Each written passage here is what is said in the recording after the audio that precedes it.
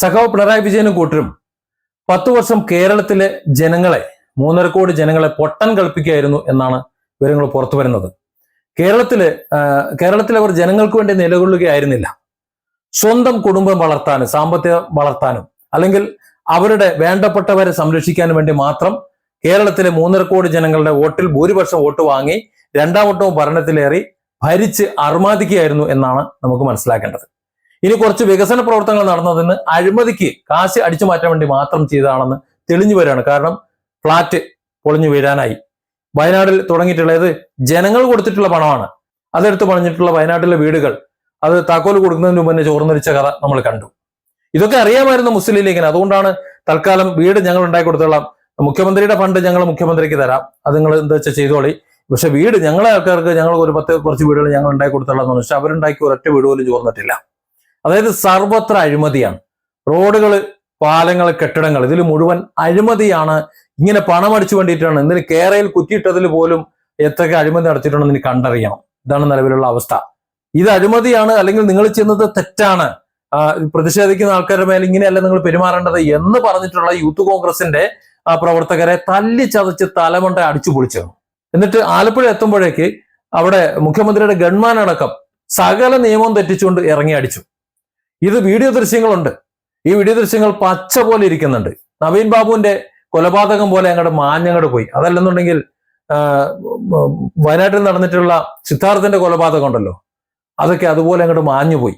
ഒരു സംഭവം നടന്നിട്ടില്ല. ഈ സിദ്ധാർത്ഥൊന്നും ഈ ഭൂമിയിൽ ജനിച്ചിട്ടില്ല എന്ന മട്ടിലെ കാര്യങ്ങൾ പോയി. അതായത് ഇത്തരത്തിലൊരു വീഡിയോ ഞാനും നിങ്ങളും മുഴുവൻ കണ്ടതാണ്. ആ വീഡിയോ ഈ തല്ലും പെരുന്തല്ലും എല്ലാം.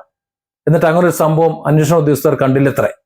ഏതായാലും ഇടതുപക്ഷ സർക്കാരിന്റെ കാലത്ത് നടന്നിട്ടുള്ള നവകേരള യാത്രക്കിടയിൽ കരിങ്കൊടി കാണിച്ചിട്ടുള്ള ഈ യൂത്ത് കോൺഗ്രസ് KSU പ്രവർത്തകരെ ക്രൂരമായിട്ട് മർദ്ദിച്ച കേസ് അട്ടിമറിക്കാൻ വേണ്ടിയിട്ട് ഉന്നത പോലീസ് ആസ്ഥാനത്ത് നടന്നിട്ടുള്ള വൻ ഗൂഢാലോചന, അത്തരത്തിൽ വലിയ ഗൂഢാലോചന നടന്നതായിട്ട് പ്രത്യേക ഇപ്പോഴത്തെ അന്വേഷണ സംഘം കണ്ടെത്തിയ വാർത്ത, SIT കണ്ടെത്തിയ വാർത്തയാണ് ഈ മണിക്കൂറുകളിൽ നമ്മൾ വായിച്ചുകൊണ്ടിരിക്കുന്നത്, കേട്ടുകൊണ്ടിരിക്കുന്നത്. മുഖ്യമന്ത്രിയുടെ ആ അന്നത്തെ ഗൺമാന്മാരെയും പിന്നെ സുരക്ഷാ ഉദ്യോഗസ്ഥർ, അങ്ങനെ സുരക്ഷാ ഉദ്യോഗസ്ഥരെ കൊണ്ട് നടന്ന ഗുണ്ടകൾ അങ്ങനെ പറയേണ്ടി വരും, അതിനാണല്ലോ ഗുണ്ടാപ്പണി എടുത്തത്.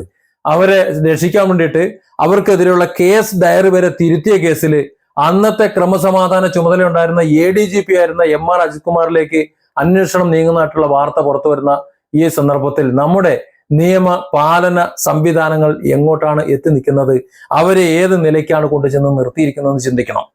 എങ്ങനെയാണ് ഈ കേരളത്തിലെ ജനങ്ങൾ നീതിപൂർവം അല്ലെങ്കിൽ സമാധാനത്തോടുകൂടി ജീവിക്കുന്നത്? ഒരു പോലീസ് സ്റ്റേഷനിലേക്ക് എങ്ങനെ ചെന്നൊരു പരാതിയും കൊണ്ട് അല്ലെങ്കിൽ ഒരു പ്രശ്നം പരിഹരിക്കാൻ ഒരു ആശ്രയമായി എങ്ങനെ ചെന്ന് കയറും? അവിടെ ചെന്ന് കയറുന്നതിന് മുമ്പ് നിന്റെ പാർട്ടി ഏതാണ്, നിനക്ക് ഒരു പാർട്ടി തന്തയുണ്ടോ എന്ന് ചോദിക്കേണ്ട ഒരു സാഹചര്യം ഉണ്ടല്ലോ, ഇല്ലേ? ഇവിടെ CPMന്റെ അണികളാണെങ്കിൽ എന്ത് ഗുണ്ടായുസം കാണിക്കാം. അതിനർത്ഥം ഇവിടെ ഭരണത്തിലേറുന്നത് ജനങ്ങളുടെ മണ്ടയിൽ ഗുണ്ടായുസം കാണിക്കാൻ വേണ്ടിയിട്ടാണ്.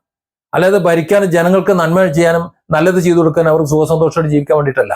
അതുകൊണ്ടാണ് ഇവിടെ വികസനം എന്ന് ഞാൻ അടക്കമുള്ളവർ തള്ളി മറിക്കുമ്പോഴും ഇവിടെ താഴെക്കടയിലുള്ള സാധാരണക്കാർ മുഴുവൻ മുക്കറയിട്ട് മൂക്കൊലിച്ച് നടക്കുന്നത്. ഒരു നിവൃത്തിയില്ലല്ലോ.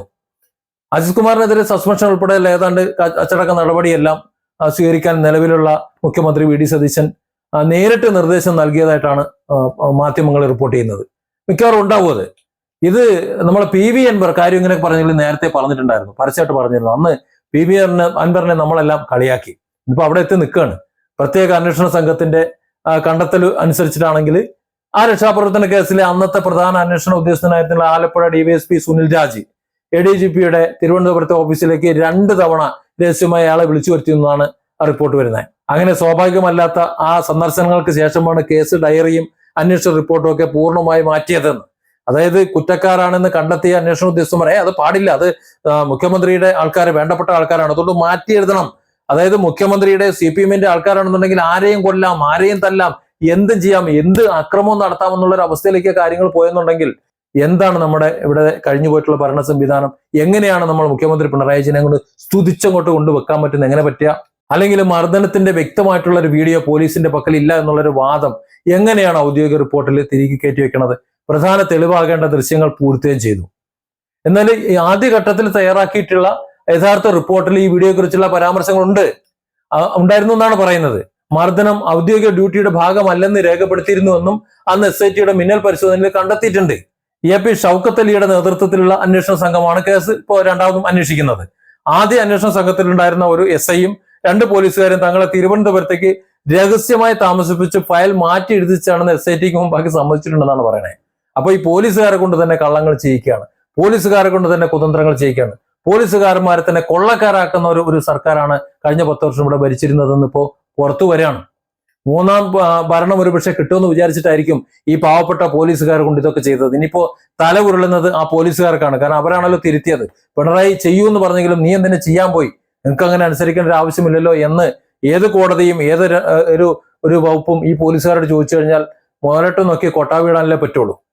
ADGPയുടെ ഓഫീസിൽ നിന്നുണ്ടായിട്ടുള്ള കടുത്ത സമ്മർദ്ദത്തെക്കുറിച്ച് വളരെ വ്യക്തമായി മറ്റേ അന്വേഷണ ഉദ്യോഗസ്ഥർ മൊഴി നൽകിയിട്ടുണ്ടെന്ന് പറഞ്ഞിട്ടുണ്ട്. ആദ്യത്തെ ഈ സംഭവത്തിന് തൊട്ടു മുന്നാലെ അന്നത്തെ ഗവൺമെന്റിനെതിരെ കടുത്ത നടപടി വേണമെന്ന് ശുപാർശ ചെയ്ത് അന്നത്തെ ആലപ്പുഴ SP ചൈത്ര തെരേസ ജോൺ നൽകിയ രഹസ്യ റിപ്പോർട്ടുണ്ട്.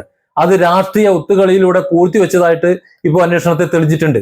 അന്ന് ലോക്കൽ പോലീസ് കേസെടുക്കാൻ പോലും തയ്യാറാകാതിരുന്ന ഈ സംഭവത്തില് മർദ്ദനമേറ്റ നേതാക്കൾ കോടതിയെ സമീപിച്ച ശേഷമാണ്, കോടതി വീഡിയോ കണ്ട ശേഷമാണ് ഗൺമാന്മാർക്കെതിരെ കേസെടുക്കാൻ പോലീസ് നിർബന്ധിതമായത്.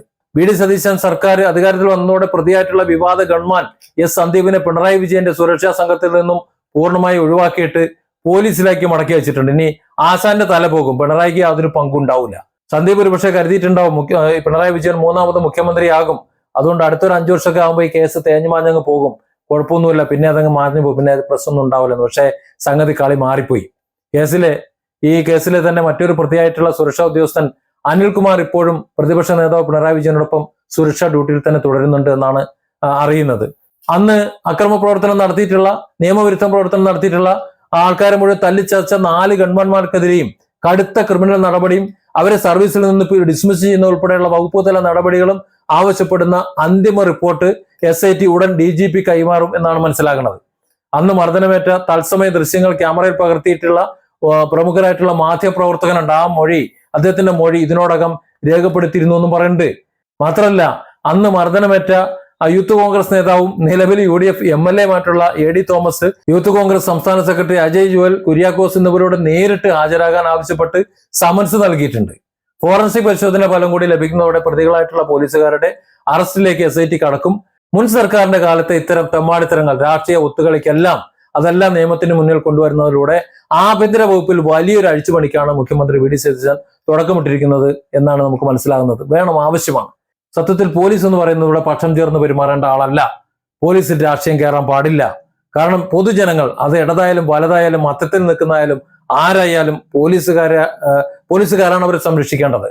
ഇപ്പൊ നമ്മൾ സത്യപ്രതിജ്ഞ ചെയ്ത് അധികാരമേൽക്കുന്നത് അറിയാലോ. ഇപ്പൊ കഴിഞ്ഞ നിയമസഭയിൽ എല്ലാവരും സത്യപ്രതിജ്ഞ ചെയ്തു, പിണറായി സത്യപ്രതിജ്ഞ ചെയ്യുന്നത് കണ്ടു. കഴിഞ്ഞ 5 വർഷം മുമ്പും അതിന് തൊട്ടുമുമ്പുള്ള 5 വർഷം മുമ്പും ഇതേ പിണറായി വിജയൻ ഇതുപോലെ സത്യപ്രതിജ്ഞ ചെയ്തിരുന്നു. എന്നിട്ടാണ് ഇതുപോലെ തെമ്മാടിത്തരം കാണിപ്പിച്ചതെന്ന് ചിന്തിക്കണം. ഇപ്പോ പിണറായി വിജയൻ ശുംബളനായി സുമുഖനായി അവിടെ അങ്ങനെ ഇരിക്കുന്നു. അദ്ദേഹത്തെ ഗൺമാന്മാർ 2-3 എണ്ണത്തിന്റെ തല ഉരുളുന്ന ഉറപ്പായി. ഒരുത്തനെ തൽക്കാലം പിടിച്ച് ചേർത്ത് വെച്ച് നിർത്തിയിരിക്കുന്നു, അവന്റെ തലയും ഉരുളുന്ന ഉറപ്പാ. ഒറ്റ എണ്ണത്തിന് പോലീസിന്റെ പണിയാണ് എടുക്കേണ്ടത്. ഏതെങ്കിലും രാഷ്ട്രീയ ചായ്വും വെച്ചുകൊണ്ട് നാട്ടുകാരെ മുഴുവൻ നെഞ്ചത്ത് കയറി അവന് നടുതല്ലി പൊളിച്ചോ അവന്റെ തലതല്ലി പൊളിക്കുന്ന ഒരു ചീഞ്ഞ സ്വഭാവം ഈ പോലീസിലേക്ക് അടിച്ചു വെച്ചു കൊടുത്തിട്ടുണ്ടെങ്കിൽ അത് വെച്ച് കൊടുത്തിരുന്ന ആൾക്കാരെ അടക്കം, അതായത് പിണറായി വിജയൻ എന്ന് പറയുന്ന അദ്ദേഹമാണ് ഇതിനൊക്കെ വട്ടച്ചുറ്റുണ്ടാക്കിയത്. ഈ പറയുന്ന അജിത് കുമാറിനെ കൊണ്ട് ഇതൊക്കെ ചെയ്യിച്ചത്, അല്ലെങ്കിൽ അന്വേഷണ ഉദ്യോഗസ്ഥന്മാരുടെ ഡയറി തിരുത്തിച്ചതൊക്കെ മൂപ്പരാണ് എന്നാണല്ലോ വൈപ്പ്. കാരണം അദ്ദേഹമാണല്ലോ ആഭ്യന്തര വകുപ്പ് കൈകാര്യം ചെയ്യുന്നത്. അദ്ദേഹം അടക്കമുള്ളവരെ അറസ്റ്റ് ചെയ്യേണ്ട സാഹചര്യത്തിലേക്ക് കാര്യങ്ങൾ പോകണം. അതിന് മുഖം നോക്കേണ്ട ആവശ്യമൊന്നുമില്ല. അതിനുള്ള ഉറപ്പ് VD സതീശനുണ്ടോ എന്നാണ് അറിയേണ്ടത്. Different angles. Don't forget to subscribe and support this channel.